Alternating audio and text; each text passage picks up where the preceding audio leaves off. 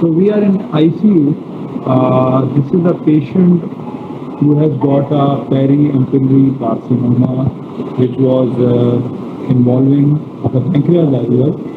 So today we have done the Whipple procedure on that. So our team has done the Whipple.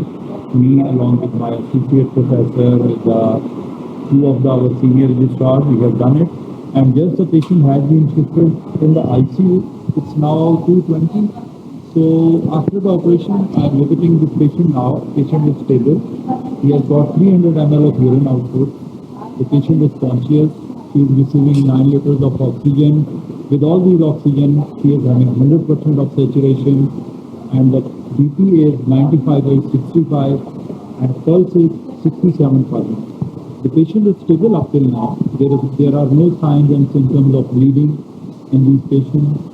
The patient was slightly irritable because of the airway that has been removed now, and simply on the mask, patient is on the mask, and there was no need of assisted ventilation, but just oxygen has been given. So me, along with one of my colleagues from the ward, so I am visiting this patient because some of the patients on the list, they are being in our list. So thank you very much. So this is the second Whipple in this month on our ward, and we hope for the best.